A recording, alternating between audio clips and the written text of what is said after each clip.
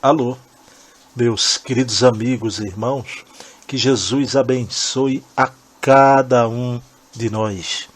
A nossa palestra fraterna de hoje tem como título O Mal é Organizado. Bem, meus amados irmãos, faremos essas reflexões aqui não a título de propagar o mal ou enfatizar o trabalho do mal. É porque muitas pessoas pensam que o trabalho das grandes obsessões, coletivas ou individuais, é um trabalho ao léu, como se os espíritos obsessores fossem débil-mentais, debilóides. Não, eles são muito inteligentes, têm um profundo conhecimento, principalmente quando se organizam para que seus objetivos atinjam uma larga escala. Sabemos hoje, em face da prática e da literatura espíritas, que os espíritos encarnados e desencarnados vivem em grupos, dedicados às causas nobres ou sórdidas, segundo seus interesses pessoais. A inteligência e o conhecimento, como todas as aptidões humanas, são neutros em si mesmos, ou seja, tanto podem ser utilizados na prática do bem, como na disseminação do mal. Dessa maneira, tanto os bons espíritos, como aqueles que ainda se demoram pelas trevas, elaboram objetivos de longo alcance, visando aos interesses finais do bem ou do mal. Em tais condições, encarnados e desencarnados se revezam nesse plano e no outro e se apoiam mutuamente, mantendo constantes entendimentos, especialmente pela calada da noite, quando uma parte considerável da humanidade encarnada, desprendida pelo sono, procura seus companheiros espirituais para debater planos, traçar estratégias, realizar tarefas, ajustar situações, após toda uma logística de apoio aos espíritos que se reencarnam, com tarefas específicas segundo os planos traçados. Estudando a história secreta do nazismo, não nos resta dúvida alguma de que Adolf Hitler e vários de seus principais companheiros desempenharam papel na estratégia geral de implantação de um reino das trevas na Terra.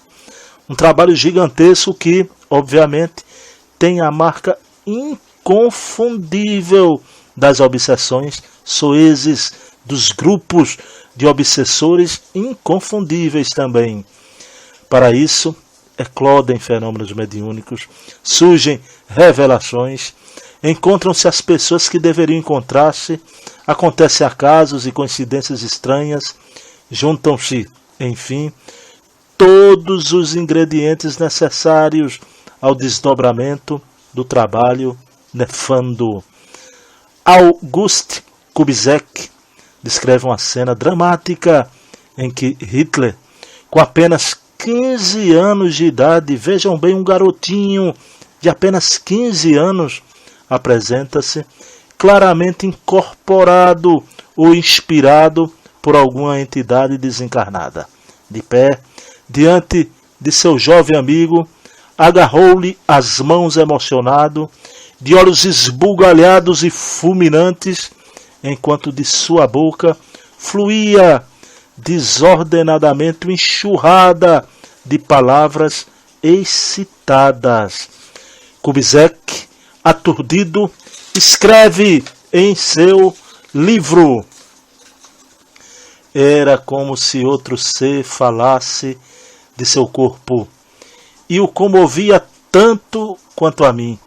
Não era de forma alguma o caso de uma pessoa que fala entusiasmada pelo que diz.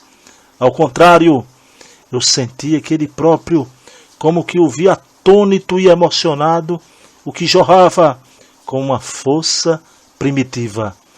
Como enxurrada, rompendo diques, suas palavras irrompiam dele. Ele invocava em grandiosos e inspirados quadros o seu próprio futuro e o de seu próprio povo.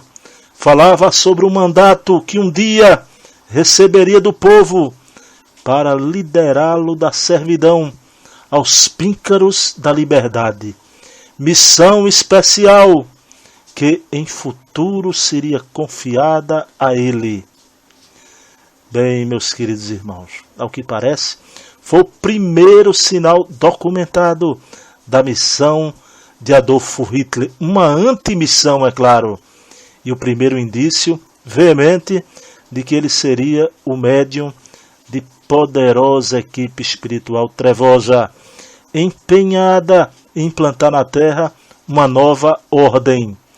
Garantia-se a Hitler o poder que ambicionava em troca da fiel utilização de sua instrumentação mediúnica. O pacto com as trevas foi selado nas trevas. É engano pensar que essas falanges espirituais ignoram as leis divinas. Pelo contrário, conhecem-nas muito bem e sabem da responsabilidade que arrostam e talvez até por isso mesmo articulam seus planos tenebrosos e audaciosos, porque se ganhassem, teriam a impunidade com que sonham milenarmente para cobertar crimes espantosos. Eles conhecem, como poucos, os mecanismos da lei e sabem manipular com perícia aterradora os recursos espirituais de que dispõem.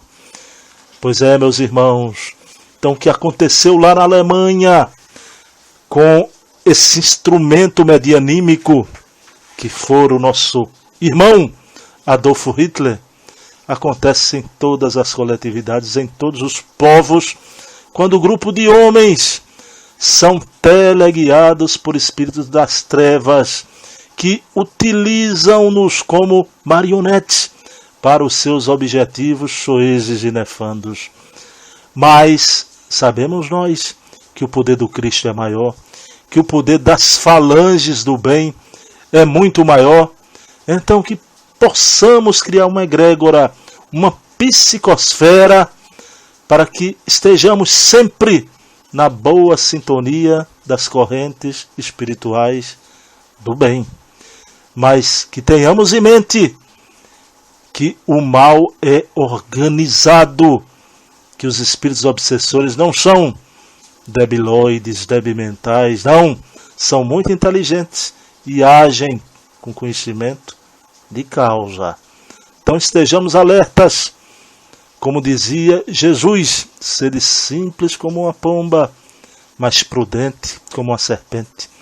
Que possamos enxergar as artimanhas, as articulações do mal, seja no plano individual, como também for o exemplo em pauta no plano coletivo, quando coletividades de espíritos, grupos de espíritos, podem fazer tanto mal a uma nação, sendo teleguiados pelo plano espiritual inferior. Ok? Meus amados irmãos, eu desejo a todos vocês um dia repleto de luz. A ti, alma querida, te envio um beijo na alma, deixando aqui um abração fraterno do amigo Bruno Tavares. Paz e bem, que Jesus amanheça em nossos corações. Um beijo na alma.